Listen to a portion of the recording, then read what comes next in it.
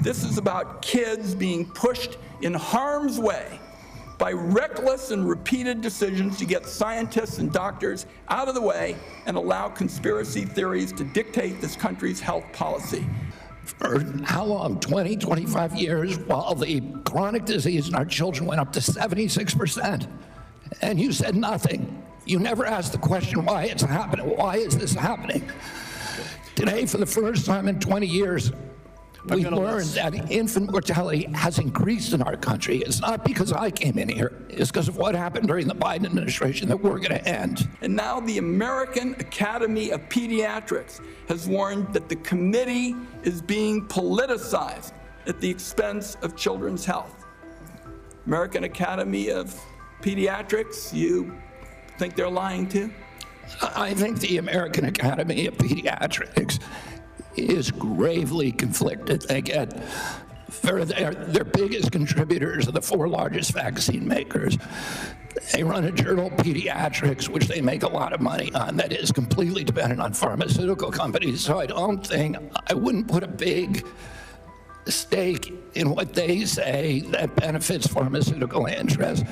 Senator, I didn't politicize ASAP, I depoliticized it. The Congress has been investigating ASAP. All over the country, Mr. Secretary, scientists and doctors are saying otherwise. They're all wrong too. They're all lying, according to you. The scientists and doctors are supporting me all over the country.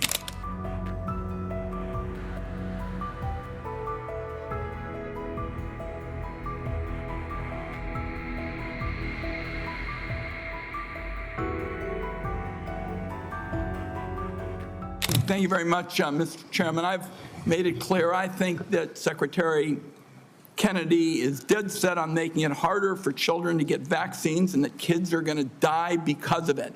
And Mr. Chairman, I'd like to put in the record today an op-ed written by Susan Monarez, who was fired by Mr. Kennedy. Without objection. So what we know, and Dr. Monarez, was approved by Republicans. She wrote an op-ed today in the Wall Street Journal, which I've just put in the record, and I quote her. She said, "I was told to pre-approve the recommendations of a vaccine advisory panel newly filled with people who have publicly expressed anti-vaccine rhetoric." So this is not some liberal philosopher or something. This is the CDC director who tells the Wall Street Journal, which is not exactly interested in progressive, theories and the like, that she was told to pre-approve the recommendations of a vaccine advisory panel filled with people who've publicly expressed anti-vaccine rhetoric. So my first question, Mr. Secretary, is, did you in fact do what Director Monarez said you did, which is tell her to just go along with vaccine recommendations, even if she didn't think such recommendations aligned with scientific evidence? That is no, I did not. That's a yes or no. So you have an opportunity to call her a liar if you say that you didn't do it, but I'd like to see you respond to this. No, I did not say that to her. And I never had a private meeting with her.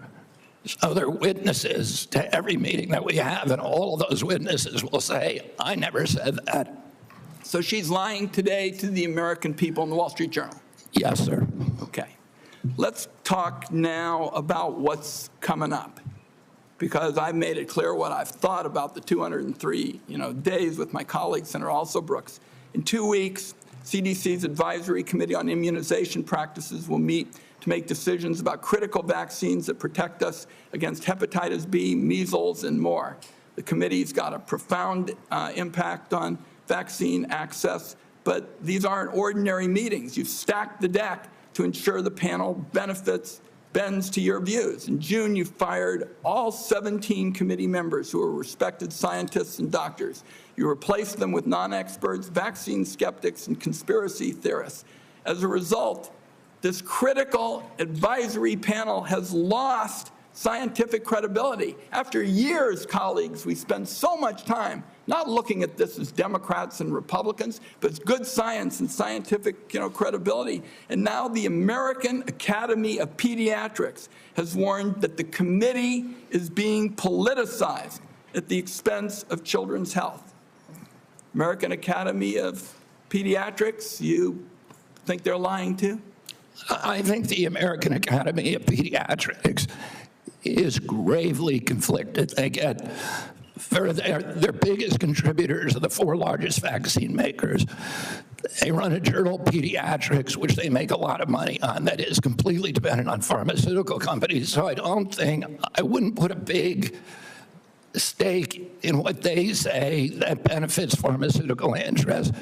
Senator, I didn't politicize ASAP. I depoliticized it. The Congress has been investigating ASAP. All over the country, Mr. Secretary, scientists and doctors are saying otherwise. They're all wrong, too. They're all lying, according to you. The scientists and doctors are supporting me all over the country. There is division on opinion. I don't get letters from thousands of people who are not political saying that this set of changes is going to damage American healthcare, and particularly these healthcare agencies, for decades to come. I don't get any letters from people saying, hey, this is going to make a big difference forever. Maybe you're listening to a selective group of people. Well, you get me. Yeah, and I will. Fine. I will tell you what, Senator. I will put my mailbag against your mailbag any day of the week. I got 30 seconds. Dangerous respiratory viruses like RSV are on the agenda for the next advisory meeting. Countless parents have been awakened in the dead of night by a wheezing kid gasping for air, forced to rush their little one to the ER. There's no worse heart-wrenching fear. The RSV vaccine offers these kids protection against the worst effects of the virus. But now it looks like you're on a crusade to make infants and babies more vulnerable to the terrible illness. That's what we're doing with the COVID changes. And please make your answer brief, Mr. Secretary.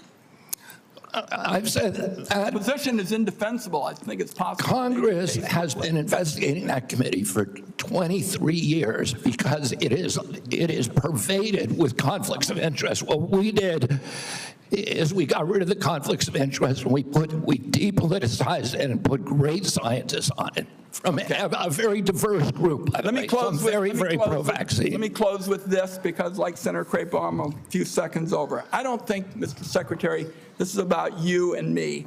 This is about kids being pushed in harm's way by reckless and repeated decisions to get scientists and doctors out of the way and allow conspiracy theories to dictate this country's health policy.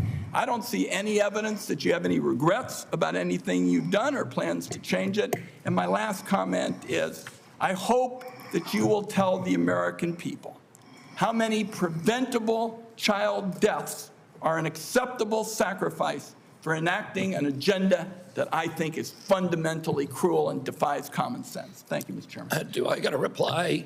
Or, Senator, you've sat in that chair for how long? 20, 25 years, while the chronic disease in our children went up to 76%. And you said nothing. You never asked the question why it's happening. Why is this happening?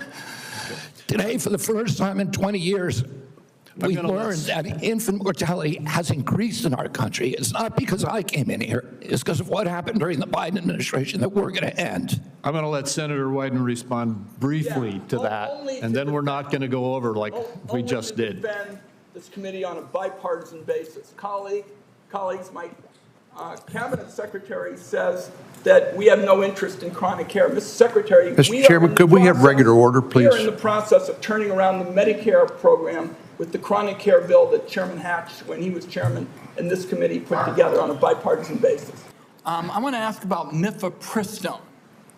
I was the first member of Congress to hold a hearing on this drug, which now has served more than 7.5 million women, and of course it is used for reproductive health and medication abortion. It has been documented again and again as safe, and people say safer than Tylenol.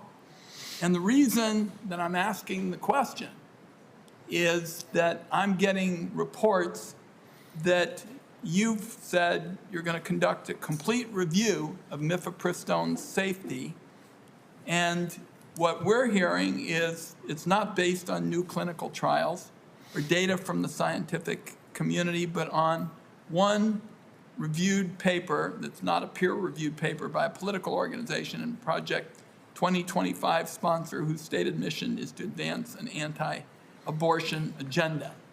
So what I'd like to hear today is for you to say that you'll commit that your best scientists, without bias, will be permitted to conduct this entirely unnecessary safety review. I don't see any evidence for it. You've called for it. But what I'd like to do is make sure that it's done right, and I'm very troubled by what I've heard about it. Your thoughts? You have my commitment. Okay. That'll Yeah. be good science and good scientists. Okay.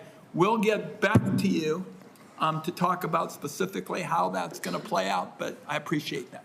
Okay, one last point for you, Mr. Chairman. I'm going to ask unanimous consent to enter into the record declaration by these kids, you know, some of them very young, who in the middle of the night, we were told by whistleblowers, are being whisked away and the like.